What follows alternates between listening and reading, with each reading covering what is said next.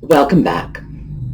Well, today we have another surprise unboxing. I got a box in the mail, no idea because I haven't even cut the box open yet. So I thought we would open that up.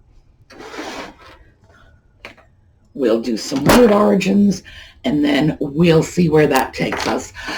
Because the photobomb kitty is out raising heck in the neighborhood and he is not here with us today. He'll probably show up screaming at the door about why I'm filming without him. But he's been a little, well, you've seen him. He's been unusually needy lately. And I think going outside and getting some sunshine is probably going to do him quite a lot of good. So when we get back, I will be cutting open a box.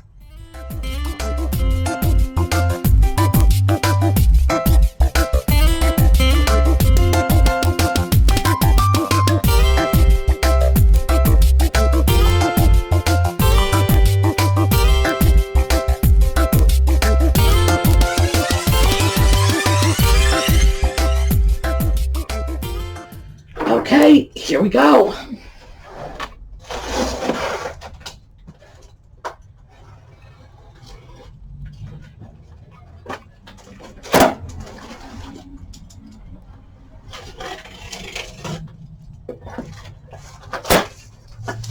Oh my, okay.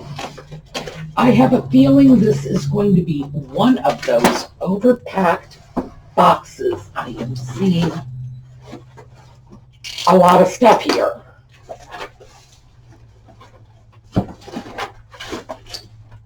Large piece of styrofoam.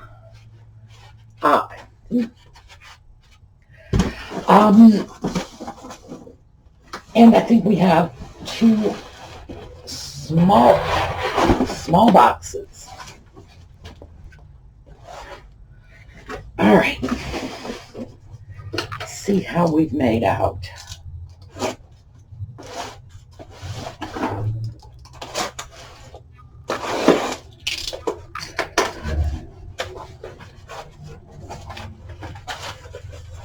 The total on this, by the way, I checked the weight on this box before I opened it, and our total weight was listed at 9 pounds.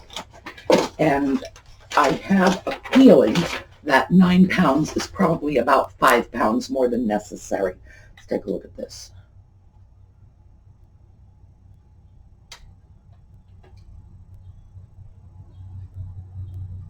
I have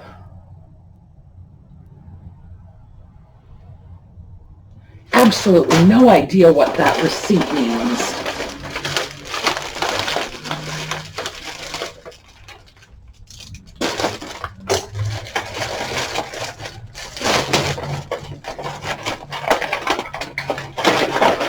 So, bag,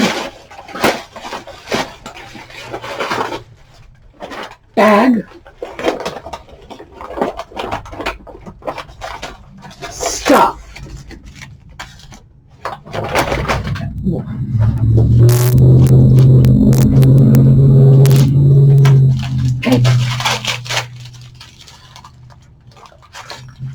Okay, I know what this is now. I ordered in fact, I ordered a couple of sets of children's lusterware china.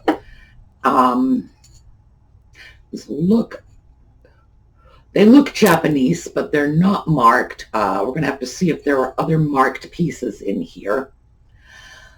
What I do with children's china is I tend to use them for the tops of Tidbit trays. When I get little teapots and things like that, they make extremely cute little toppers.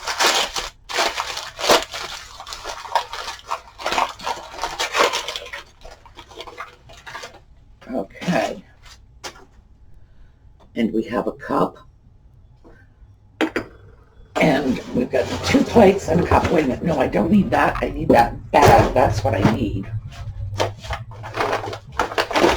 right. As I'm sure you can see already, just from the bag.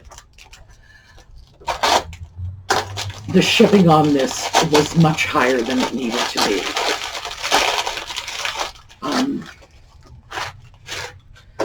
We have a lot of newspaper, which is heavy. We've got bags, we've got extra boxes in the boxes. So we've got another cup here. And in general, you can save an awful lot on shipping just by using things like bubble wrap and air pillows instead of the much heavier newspaper. Ordinarily, bubble wrap and air pillows will protect your items a lot better too. Now, so far we've got 5 pieces out, nothing's broken. So this is good, but just in terms of being able to look at what we are unpacking here and how, well, you know, I hate to take a negative experience and let it go to waste. Now, I wouldn't exactly call this like a negative experience, but this is somebody who paid too much for the shipping. And as a consequence, I'm probably going to find out that I, as the customer, paid too much for the shipping. And it's because it's improperly packed and wrapped. So when something like this happens, 9 times out of 10, I'm not going back to that seller. Mostly because it's, you know, it's frustrating to feel that your money is wasted, that, you know, I wash everything anyway, as you know. I feel you should, but you've got to know there's going to be a lot of extra washing as a result of all of this, because, you know, as you can see, it's on my hands already. So I'm going to look at this and I'm going to say to myself, you know, really, is this how I want to be spending my time? Now, I do not like the idea of letting an experience like this go to waste. So when something like this happens, I'm taking it apart and we're going to examine it and see what we can learn from it. I have often found sometimes the bad examples are the most telling. If you look at something that someone has done properly, you are taking in an entire picture. So you're looking at the right kind of wrapping, the right kind of boxing, the right kind of taping, the right kind of materials, the right kind of packaging, just putting it in the box in the proper way. And sometimes that can be extremely overwhelming when you're trying to learn how to do it from someone who has done it perfectly, because you have to absorb everything. But when you find somebody who's not doing it quite so well, then you can start picking it apart a lot more easily and learning what you can do. And one of the reasons I wanted to discuss that was I got a package from someone. It was an Etsy seller that was just really badly packaged, and one of the dishes ended up broken because that was a seller who decided that plastic grocery bags were adequate packing materials for China. Well, they're not. I got a couple of comments from people saying, you were very hard on that person. No, I wasn't. If I had been very hard on that person, I would have left the feedback on their site, which would have hurt them. I didn't do that. I figure whatever they're doing, they're not doing it deliberately. Yeah, a piece of china was broken. Oh, well, we're moving forward. What I want to get out of that experience, because you see something bad, you turn it into something good. What I wanted to get out of that experience was the teaching opportunity, so that we could take that apart and take a good hard look at how this got screwed up. Yeah, it might look like plastic grocery bags are lightweight packing options, but they are definitely not secure enough. We had another package that came in at the same time that was the one that was packed with styrofoam paper plates, disposable plates. Styrofoam paper plates. No, that was a little too redundant. But disposable plates.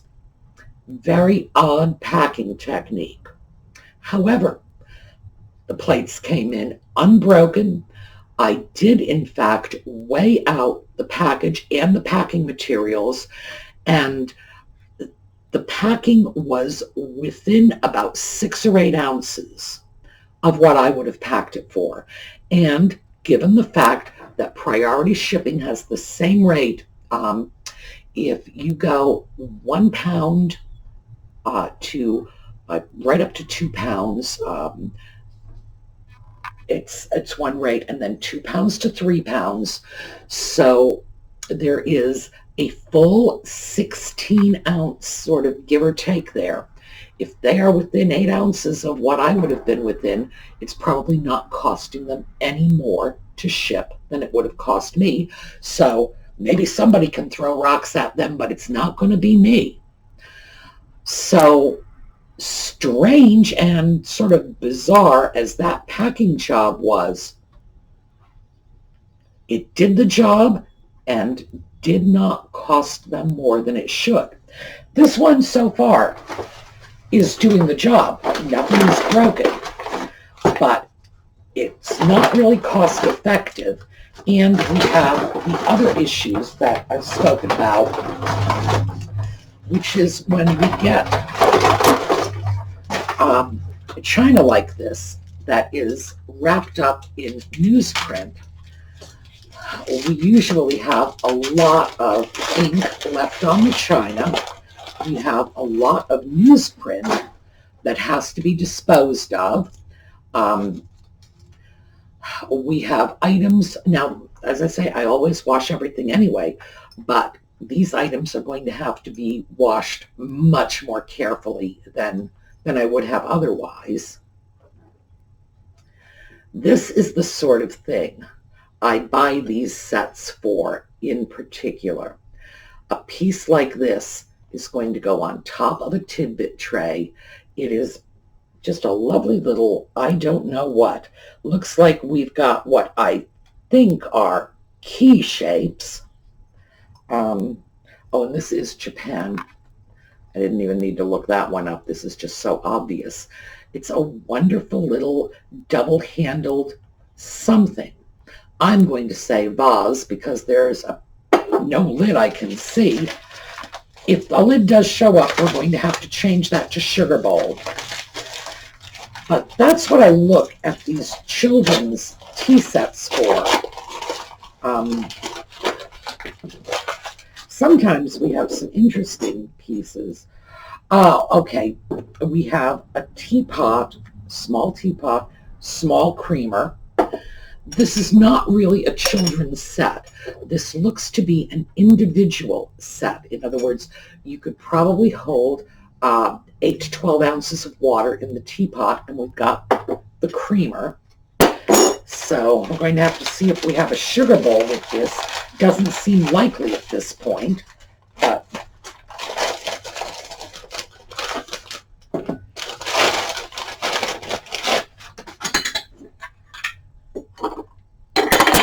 that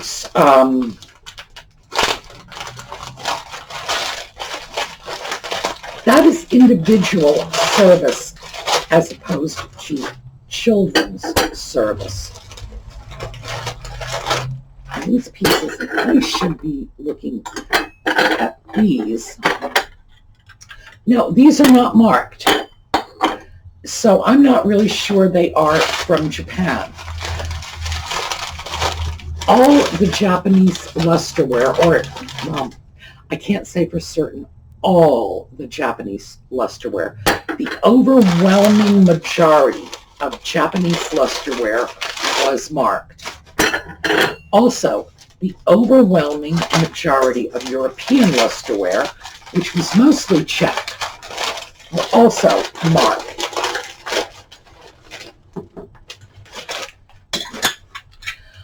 All right, I have a very nice little teapot. I have a small creamer,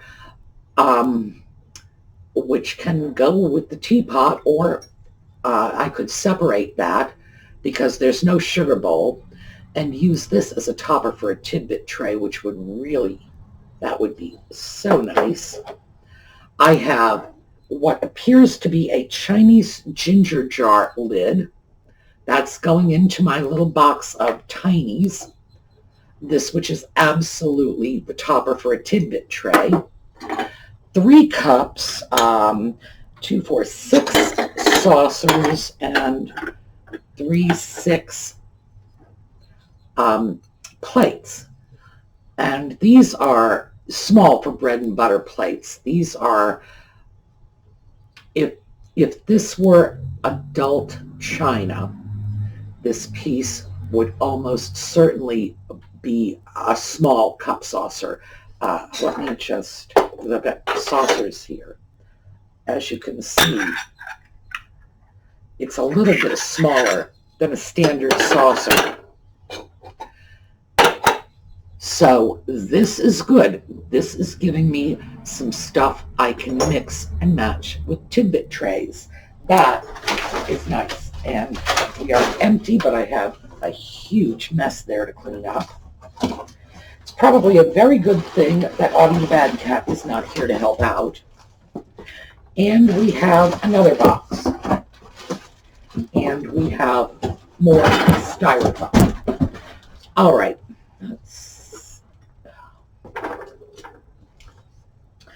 We have the bottom of a shoebox that is covered with paper and cardboard.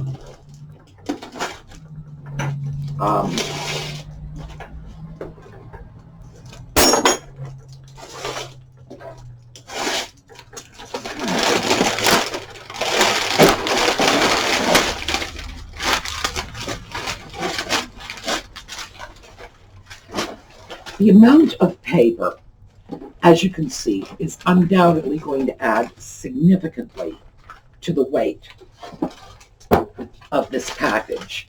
Plus, of course, the additional boxes. Now, I think this is a section. Oh, yeah. Well, let's hope we get a lid with this little bugger. This is a very nice Japanese lusterware teapot. I really like this painting on it. That's beautiful. Very pretty. Again, probably instead of being a child's piece, this is probably an individual teapot, individual service. It will hold, it looks like about a cup of water. Okay.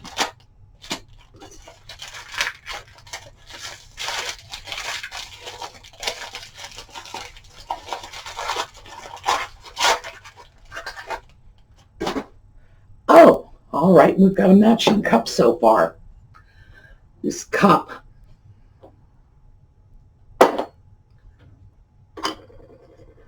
the difference between these cups in terms of the thickness is remarkable. This one is extremely thin and delicate. I'd be willing to bet this cup, which as you can see is slightly smaller, probably weighs about 3 times as much heavier, much denser. Oh, and we are packaged in batteries, a battery box. Fascinating. I have to figure out how to get into this battery box. Okay.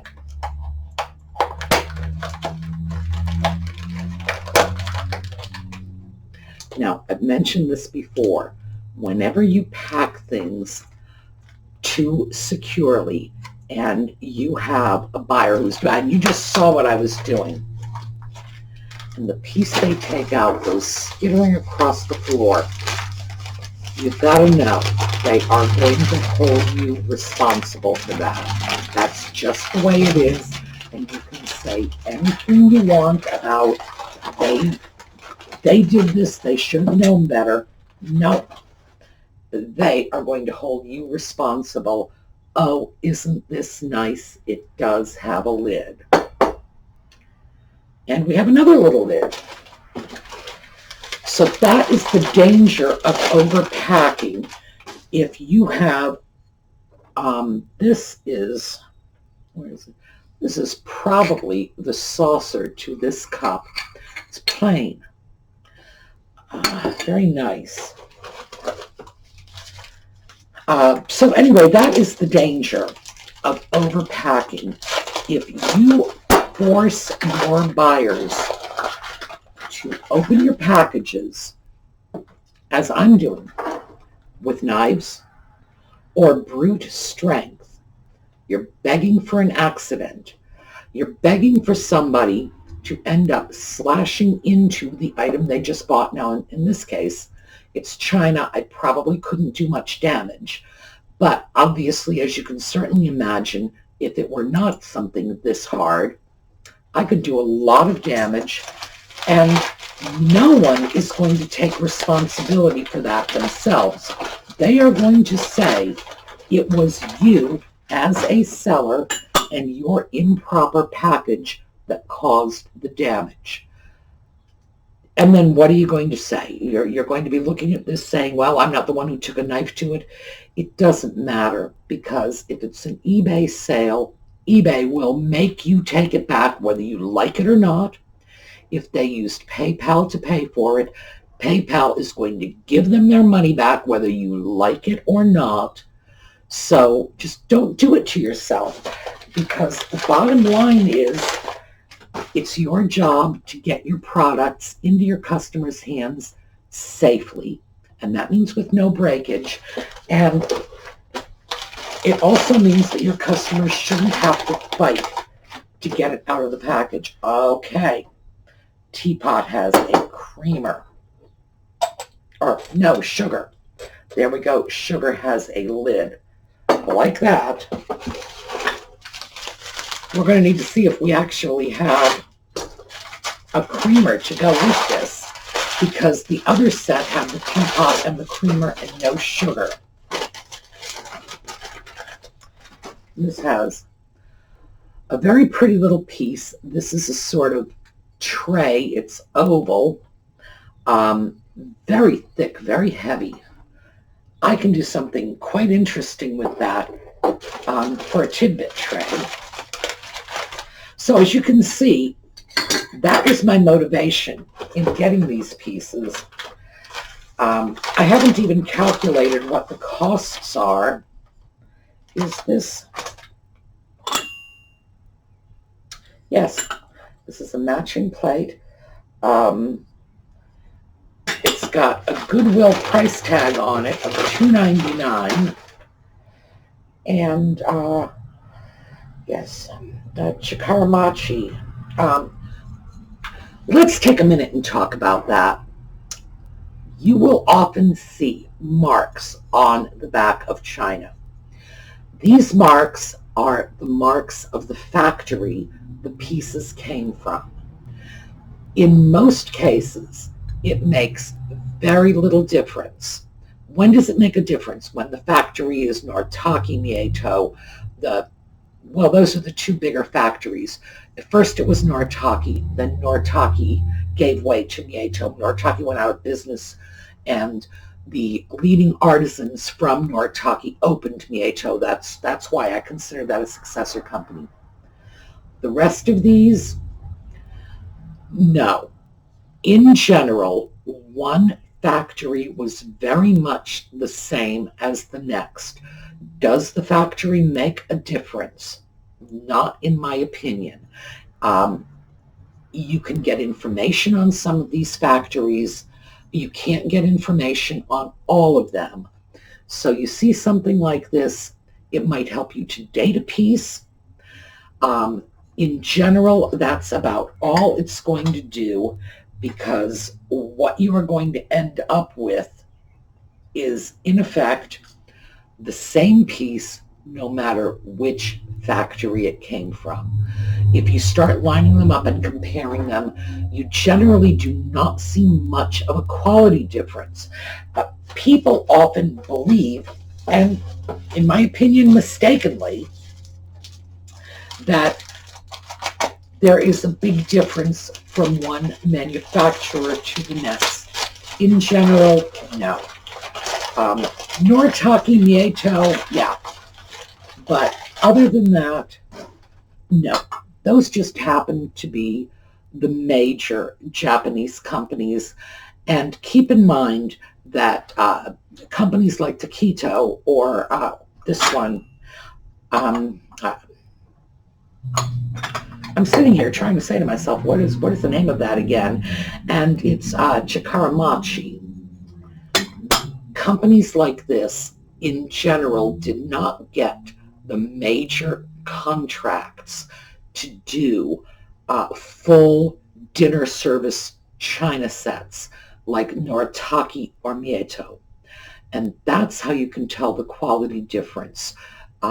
Did Western importers go to China and contract with these companies to do full dinner service sets that were sold in stores, like Macy's and Saks? No. So we're looking at a lower level of manufacture. Now the pieces are great. They're charming. They have a great deal to recommend them, and I'm not trying to sell them short.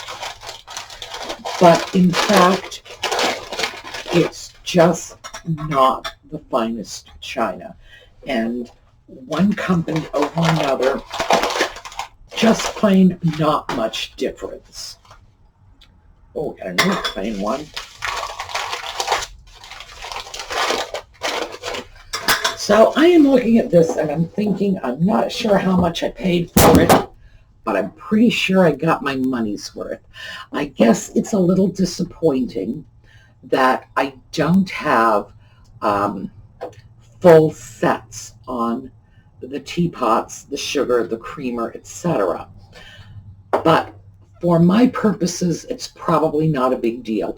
I don't think that I'm going to use the teapots in Tidbit trays. They seem a little large from, well, we've got this piece here, so I'll show you what I mean.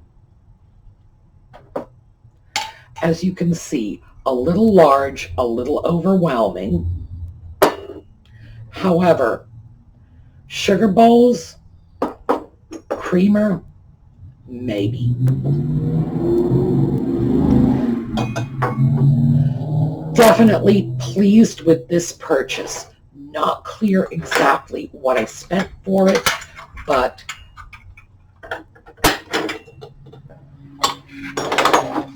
I'm looking at this and I'm thinking I probably have at least 25, 30 pieces here. So if I spent any more or any less than $40, it was a major bargain. All right, so that's what we've got. Tidbit tray, bits and pieces. We're going to do a little reading from this, and tomorrow, this is posting Thursday. Tomorrow will be Friday. Tomorrow, what I am going to do is something very different. I'm going to give you a heads up. Don't need to watch if you don't want to. I am sick to death of what my hair is looking like. It has not been cut in, oh goodness, it was probably not, I don't think I had it cut in 3 weeks before the lockdown. So we are probably looking at something close to 3 months without a haircut. And I am sick of what it looks like. And it occurred to me in a blinding flash today that I have forgotten myself. Somehow totally slipped my mind that I was born in the 1950s. I grew up in the 1960s. Now, yes, The later part of the 60s, which is when I went into my later teens, was, the peace and love and long stringy hair generation. Oh, I fit in beautifully with that because, if it was going to be long and stringy, it might as well be blonde. But the early mid-60s, we set our hair. That's what we did. And I still have my brush rollers from the 1960s. Yes, I do. I have 40-year-old brush rollers.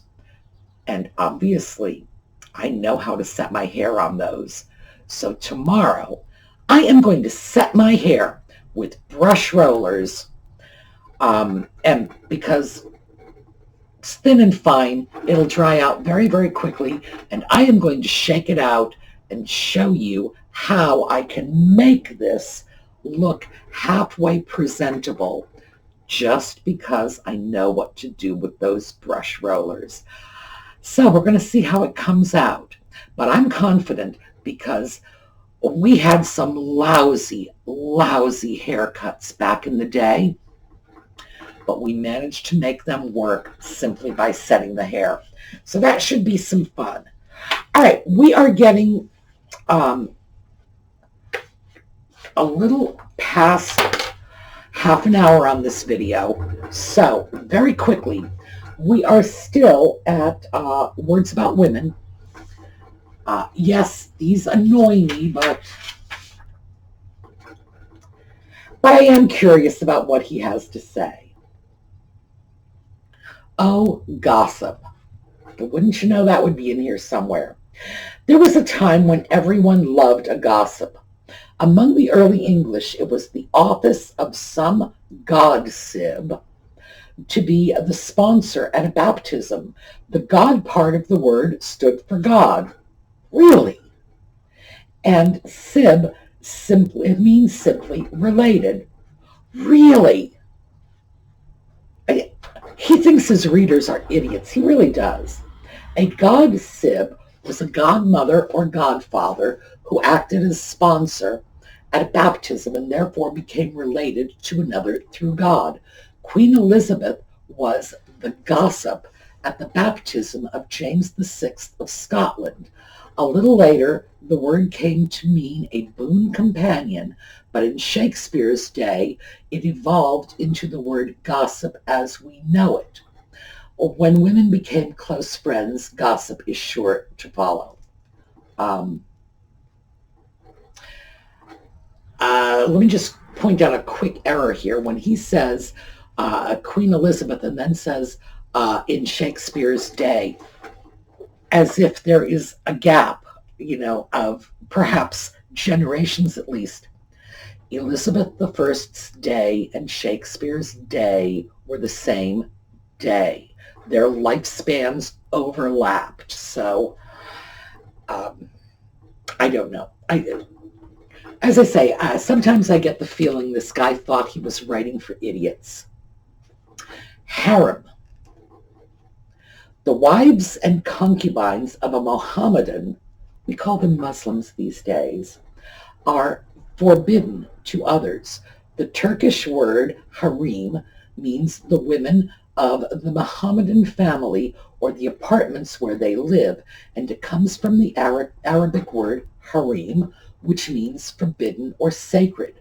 A similar meaning is conveyed by the word seraglio from the Italian term seraglio, which blends the Italian serrare to lock with the Persian sarai, lodging place. The word seraglio once meant the Sultan's palace, later the apartments where the harem was locked in, and now more generally a brothel. The word concubine comes through Old French from the Latin concubina, which splits into the plain spoken term con, with, and cubo, lie, to lie with. All right, this is one most of us know, but we're just going to go with it. Honeymoon lasts 1 month.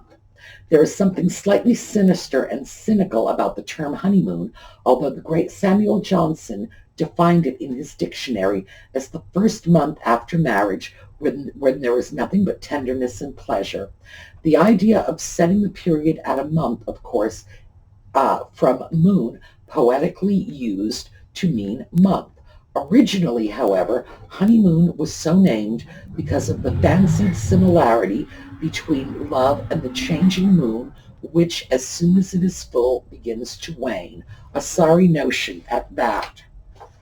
Most experts would disagree with him. Most experts would say today that honeymoon does in fact come from the fact that a young couple was originally expected to go off and not work and just be with one another for a month, which in very small primitive communities would have been extremely important in terms of ensuring that their numbers were appropriately replenished. Yes, use your own imagination for that one.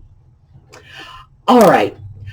I will see you tomorrow. We are going to do something with this. We are going to set it and curl it just like we did back in the 60s and see if we can't get it to look a little better than this.